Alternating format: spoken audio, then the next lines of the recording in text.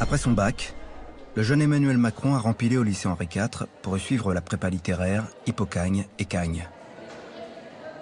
Dans cette antichambre de l'élite intellectuelle française, où la compétition est féroce, les jeunes étudiants se jaugent. Macron, il donnait un peu le sentiment que sa vie, ou qu'une partie de sa vie était ailleurs.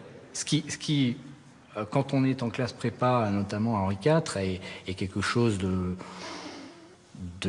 très baroque, enfin d'un peu qui n'a pas beaucoup de sens parce qu'on est censé travailler 100% du temps. C'est quelqu'un de très intuitif, donc à l'oral, il avait toujours de bonnes réactions. Voilà, même parce qu'il se trouve qu'on faisait des mathématiques dans cette prépa. Et en mathématiques, il n'était pas très bon, mais à l'oral, il donnait le sentiment d'avoir un peu l'intuition de la façon dont il fallait résoudre le problème.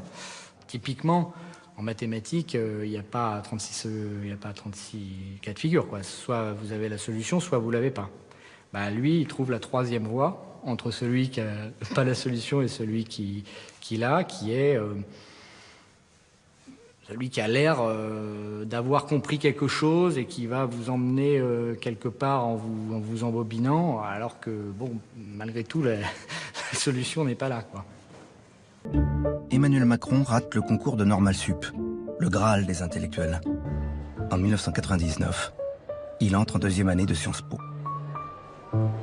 Emmanuel Macron dévoile aussi à Sciences Po un autre trait majeur de son caractère. Un mélange d'empathie naturelle et de besoin de plaire. En tous les cas, le jeune Macron, en dehors de serrer des mains, commence à s'intéresser à la politique. Et, avec une bande de 5 copains, prépare le concours de l'ENA, l'école qui forme les hauts fonctionnaires et les ministres.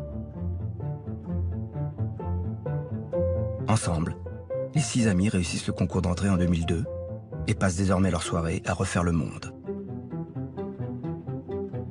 Il y avait donc Manu, Aurélien, Gaspard, Frédéric Moget, Mathias Vichra aussi, qui aujourd'hui est auprès du maire de Paris. Tout ça, c'était un groupe assez soudé, hein. On a passé beaucoup de temps ensemble. Est-ce qu'à un moment, durant ces années ENA, vous sentez une ambition chez Emmanuel Macron?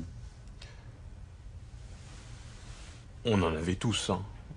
Je veux dire, vous prenez un échantillon de 6 ou 8 énarques de 22 ans, le degré d'ambition est assez élevé, hein, en moyenne, hein.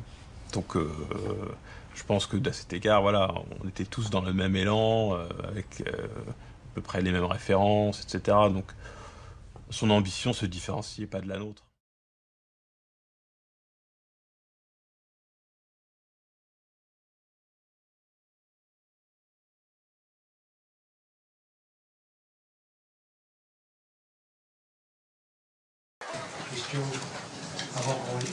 Quelques semaines après son mariage, Emmanuel Macron, 30 ans tout juste, est nommé rapporteur de la commission Attali, souhaitée par Nicolas Sarkozy, le nouveau président de la République.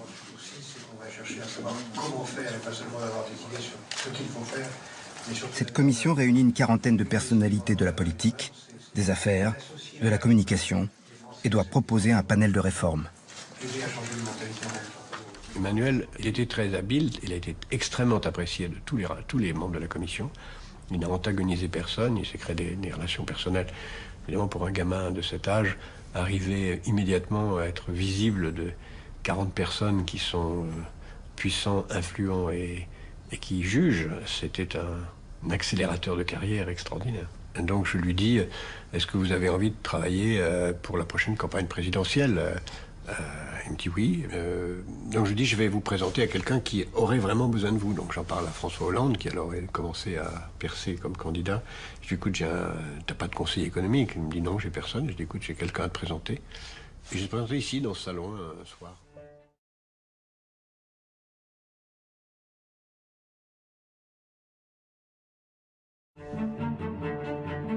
Début 2010, Emmanuel Macron devient le conseiller économique de François Hollande, candidat donné grand perdant des primaires socialistes à venir. Mais le jeune haut fonctionnaire n'a pas mis tous ses œufs dans le même panier.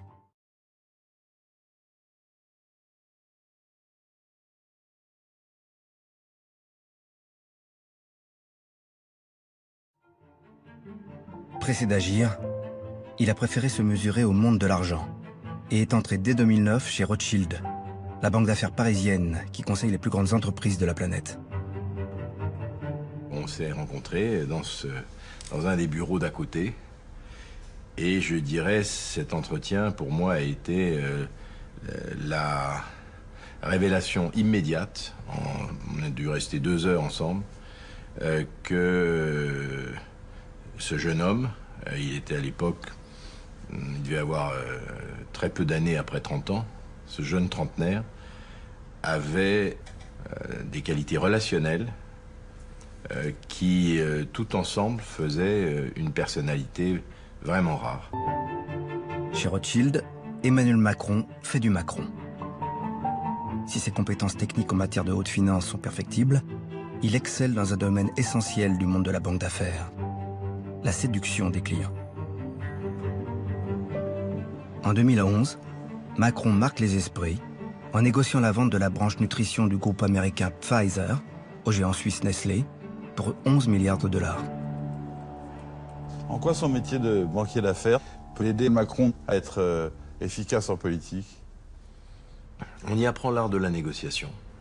On est amené aussi beaucoup, et ça c'est, j'allais dire heureusement ou malheureusement, utile en politique, à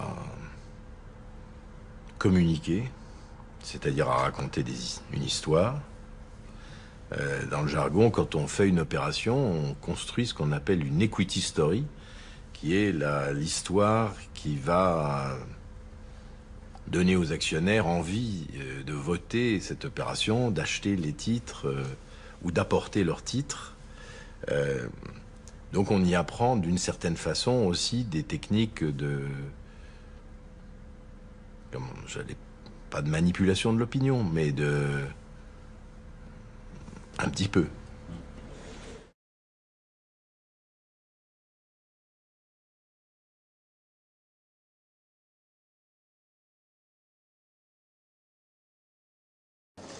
Monsieur le Président de la République. Le 15 mai 2012, François Hollande s'installe à l'Élysée. Le nouveau président propose à Emmanuel Macron de devenir son secrétaire général adjoint en charge du pôle économie et finances. Celui-ci accepte avec gourmandise. Le lendemain de l'élection de François à l'Élysée, enfin le lendemain de son installation à l'Élysée, il m'invite à déjeuner dans un petit salon du bar avec Emmanuel. On est tous les trois. Et je sens bien l'importance d'Emmanuel, puisqu'il n'avait pas invité le secrétaire général de l'Élysée, ni quelqu'un d'autre. C'était Emmanuel Macron qui était à ce déjeuner, disons, de lancement de l'activité présidentielle. Donc je sens l'importance et leurs relations sont très intimes. Durant la première année du quinquennat, Emmanuel Macron est omniprésent dans l'ombre de François Hollande, soufflant notamment au président sa mesure économique phare, le pacte de responsabilité et de solidarité, qui abaisse les charges des entreprises pour stimuler l'emploi. Mais très vite, celui que le journal Le Monde a baptisé le Mozart de la finance se sent à l'étroit dans son rôle de Sherpa.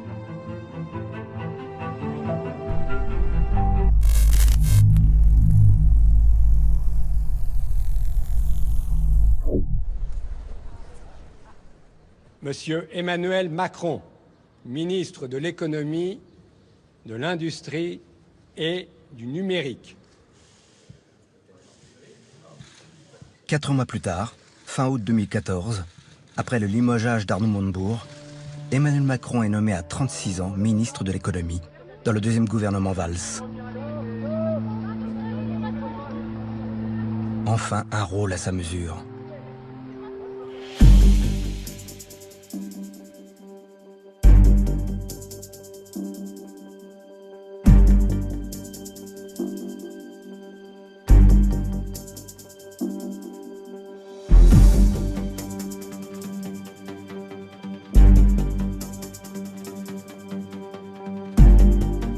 La meilleure façon de se payer un costard, c'est de travailler. En négociant la vente de la branche nutrition du groupe américain Pfizer au géant suisse Nestlé pour 11 milliards de dollars.